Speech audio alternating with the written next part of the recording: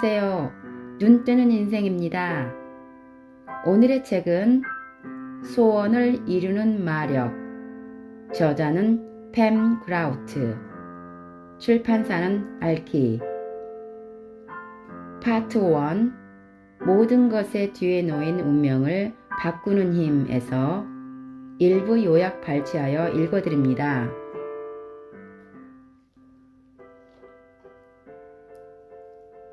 시크릿을 읽어본 사람이라면, 그리고 초자연적인 영적 모임에 잠깐이라도 참석해 본 사람이라면 생각이 현실을 만들고 우주에 치유의 힘이 있고 자신의 삶은 자신만이 꾸릴 수 있다는 사실을 이미 알고 있을 것이다.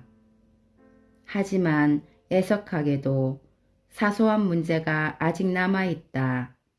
아주 사소한 문제이지만 바로 그런 말이 썩 미덥지 않다는 것이다. 전적으로는 말이다. 사실 우리는 지금도 조상으로부터 물려받은 정신적 구조를 바탕으로 사고 활동을 하고 있다.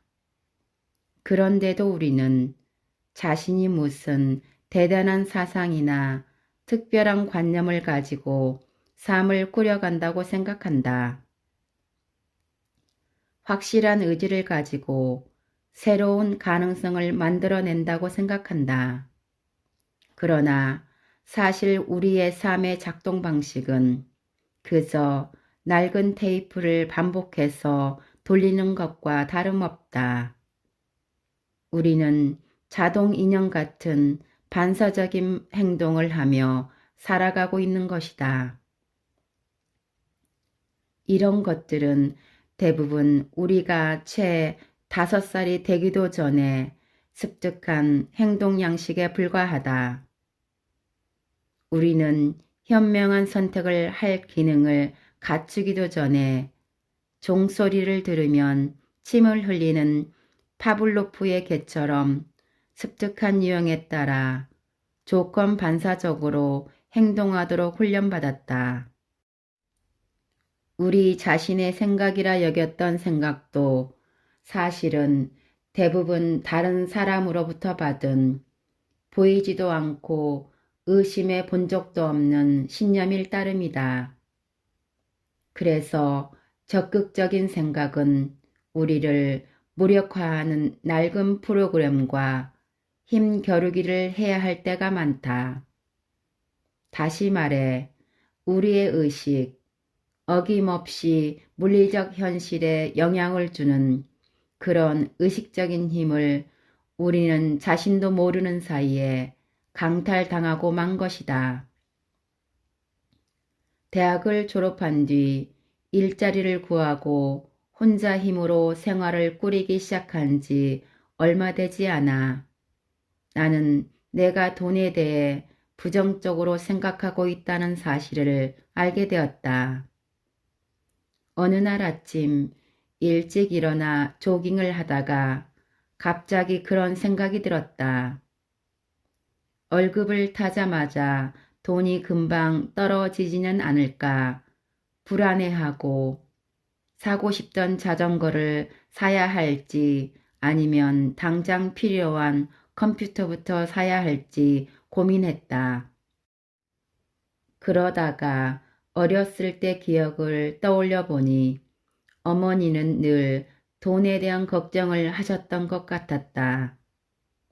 당시의 내 삶을 되돌아보면 경제적으로 볼 때 그런 두려움을 가질 만한 어떤 확실한 근거가 없었다.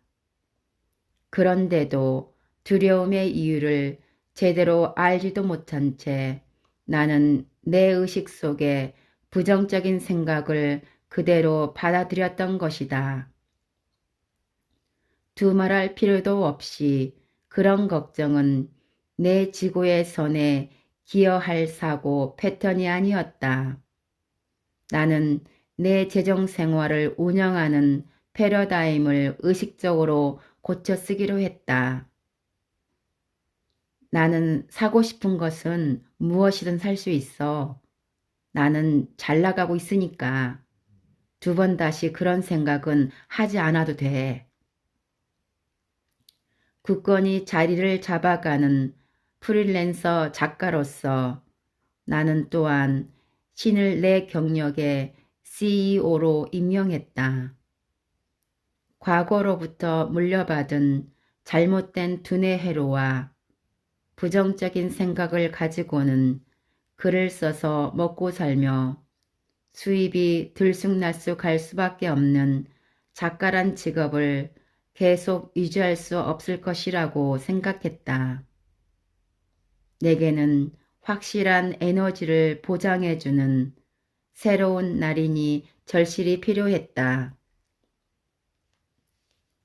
환원주의나 기계론적 세계관의 결함이 명백히 드러났어도 그것들은 우리의 문화에 여전히 깊이 뿌리박고 있다. 신경과학자들은 우리 생각의 95%가 미리 짜여 입력된 무의식에 조종되고 있다고 말한다. 자신이 생각하는 줄 알지만 당신은 사실 과거에 만든 영화를 보고 있을 뿐이라는 얘기다. 이런 낡아빠진 단편적 사고에 굴레만 벗어 던진다면 의지력 하나만으로도 얼마든지 우리의 삶을 고쳐 나갈 수 있다. 돈 걱정도 하지 않고 좋은 관계만 맺고 만사가 무척이나 만족스러워 이런 책을 집어드는 일은 절대로 없을 것이다. 인간의 커다란 착각은 자신의 의식 상태가 아니라 다른 데 문제의 원인이 있다고 확신하는 것이다. 네빌 고다드. 마술 지팡이를 가질 자격이 있는 마술사는 자신의 레퍼토리에서 가장 중요한 요소가 청중의 관심을 딴 데로 돌리는 것이라는 사실을 안다. 마술사는 능숙한 동작으로 청중의 시선이 엉뚱한 곳을 향하게 한 후 그 틈을 타 감쪽같이 속임수를 쓴다. 이렇게 우리의 시선을 돌리려는 사람이 없는데도 우리는 늘 엉뚱한 곳만을 바라본다. 우리의 모든 관심은 오로지 물리적 세계에만 집중되어 있다. 이런 감각적인 속임수 때문에 우리는 눈에 보이지 않는 것이 실제로 보고 있는 것보다 삶에 있어서 더 근본적이라는 사실을 놓치기 일수다. 양자 물리학은 보이지 않는 에너지 영역, 가능성의 장이라고 말하는 것, 그것이 물질적 영역의 1차적인 지배력이라고 말한다. 그것이 바로 현실의 청사진이라고 할 수 있다. 우리도 우주가 오직 파장과 에너지 입자로 구성되어 있다는 사실을 안다. 그것이 우리의 예상과 판단과 믿음에 부합된다. 미묘한 에너지와 생각과 감정과 의식은 삶의 경험에서 주역을 맡고 있지만 눈으로 볼 수 없기 때문에 우리는 그것을 이해하려 하지 않았고 우리를 위해 사용하려고 하지도 않았다. 세상을 바꾸는 것은 이런 기대와 신념을 바꾸는 아주 단순한 문제다. 정말 말처럼 쉽다. 무언가를 물리적 세계로 가져오기 위해서는 실제로 보이는 것이 아니라 보고 싶은 것에 초점을 맞추기만 하면 된다. 문제는 우리 모두가 대단히 큰 불만을 가지고 세상을 바라본다는 점이다. 구차한 삶의 과정을 바꾸기 위해 해야 할 일이라고는 세상에 대한 지속적인 불만을 극복하고 다른 현실을 적극적으로 보고 기대하는 것뿐이다. 지금 우리는 모든 시간과 관심과 의식을 우리가 원하지 않는 것에 바치고 있다. 그러나 그것은 단지 하나의 나쁜 습관일 뿐이다. 그리고 우리가 가진 다른 습관처럼 의식하고 노력하면 얼마든지 바꿀 수 있는 습관일 뿐이다. 사람들은 실제로 있는 것을 본다고 생각하지만 사실 그렇지 않다. 두뇌가 어떤 정보를 받아들이기로 결정하면 일단 여러 신경세포 사이에 다리를 놓고 신경섬유를 꼬아 신경경로를 만든다.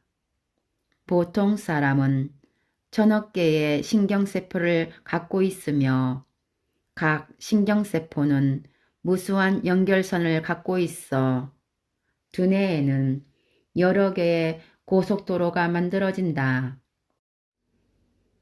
당신 두뇌와 조니 뎁의 신경경로 지도는 위스콘신과 로드 아일랜드의 지도만큼이나 다르다. 신경경로가 만들어지면 당신은 다른 지방을 여행하는 일을 그만둔다. 내 고향 캔자스를 가로지르는 70번 고속도로가 좋은 비유다. 오즈의 마법사에서 캔자스는 흑백으로 황량하게 그려지지만 믿거나 말거나 캔자스에는 지리적 경교표로 삼을 만한 명물이 많다. 예를 들어 북서쪽 구석에는 작은 그랜드 캐년이 있고 핀터라는 마을 근처에는 캐슬록이라는 7개의 단층으로 이루어진 거대한 석회 암층이 있다. 그러나 캔자스를 통과하는 사람들은 70번 고속도로를 벗어나는 법이 거의 없기 때문에 이런 지리적 구조물이 존재하는 줄은 짐작도 못한다. 그들은 아름답고 볼만한 것들을 하나도 못 본 채 캔자스가 환량하고 지루하다고 단정한다. 그러나 그것은 사실이 아니다. 가장 밋밋하고 가장 빠르고 가장 쉬운 길에 70번 고속도로를 놓은 고속도로 설계자처럼 우리는 그중 복잡하지 않은 길을 골라 그 위에 신경경로를 세운다. 대부분 전에 많이 다녔던 길이다. 그러나 그런 길이 현실을 보여주는 것은 아니다. 가까이 접근하게 해주지도 않는다. 우리는 그곳에 있는 모든 것을 보는 것이 아니라 821년짜리 중에 겨우 3.5분만 분량만 본다. 두뇌의 길과 고속도로는 아주 일찍이 건설된다. 누구나 태어날 때는 모든 가능성을 가지고 있다. 언어를 예로 들어보자. 갓 태어난 아이는 모든 언어의 모든 소리를 발음할 능력이 있다. 혀를 요란하게 굴리는 스페인어의 발음도 할 수 있고 독일어 발음에 막힌 듯한 흐음도 낼 수 있다.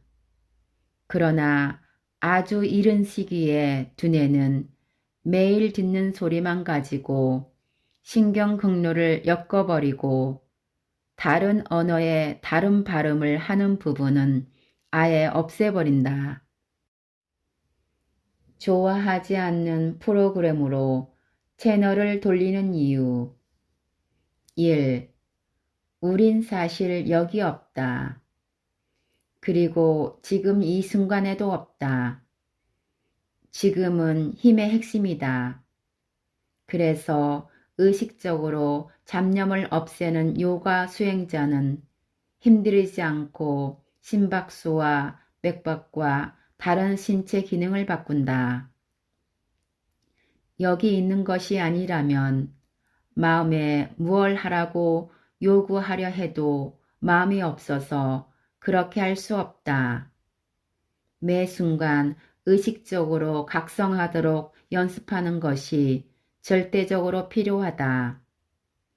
그렇지 않다면 5살도 되기 전에 물려받은 굳어진 고리타분한 믿음에 따라 행동하기 십상이다. 당신은 앞으로도 5살짜리 아이 같은 상태로 계속 살아가고 싶은가? 2. 우리는 그것이 어렵다고 말한다. 하지만 생각으로 힘을 창조해내는 것은 아주 쉬운 일이다. 토론하고 말 것도 없다. 그러나 우리는 친구나 특히 우리 자신에게 그것이 어렵다고 되풀이해서 말한다. 오늘부터 며칠 뒤에 그동안 얼마나 자주 어렵다 또는 만만치 않다 라고 단언했는지 세어보라. 세상 일이 다 그렇지 뭐. 또는 집안 내력이야. 같은 말을 얼마나 자주 했는지 살펴보라. 우리는 효과가 없었던 것을 얘기하는데 너무 많은 시간을 보내기 때문에 정작 중요한 것, 즉 효과가 있는 어떤 것을 만드는 힘을 자신이 가지고 있다는 사실을 놓쳐버리고 마는 것이다. 3. 우리는 부정적인 것을 따라다닌다. 우리가 연구하는 것들을 한번 훑어보라. 질병, 문제점, 과거의 재앙, 죄다 그런 것들이다. 무엇에 대비하기 위한 것인가? 비상사태다. 우리는 문제에 달려들어 묻기를 좋아한다. 뭐가 잘못됐지? 이런 부정적인 낡은 모델을 바꿔야 한다. 제대로 된 것을 찾기 시작하는 순간 삶은 상상할 수 없을 정도로 흥미롭고 새로운 방향으로 질주하기 시작한다. 그리고 중요한 사실 하나. 잘못된 것은 예여 없이 이면을 가지고 있다. 부족은 풍족의 이면이다. 질병은 건강의 이면이다. 두 가지 개념은 동시에 존재한다. 둘 다 사실이다. 그러나 한 가지 측면을 고르는 순간 똑같은 가능성을 가진 다른 측면은 모습을 감추고 만다. 불행하게도 시간과 공간의 의식 속에 사는 한 당신은 한 번에 동전의 한쪽밖에 관찰할 수 없다. 그러나 다른 쪽도 현실이고 동전은 언제든지 뒤집을 수 있다. 풍족과 부족은 같은 대립 개념에 둘 다 진실이다. 문제는 당신이 어떤 현실에서 살 것인가 하는 점이다. 4. 우리는 정말로 그것을 가졌다고 생각한다. 우리는 일단 어떤 것을 정의 내리면 더 이상 거기에 의문을 품지 않는다. 어떤 것을 알게 되면 그것은 바로 당신의 현실이 된다. 그러나 어떤 것을 안다는 것은 지극히 제한적인 개념이다. 양자역학적으로 말하면 그것은 파장을 무너뜨려 신비와 경이로움과 새로운 발견의 여지를 남겨두지 않는다.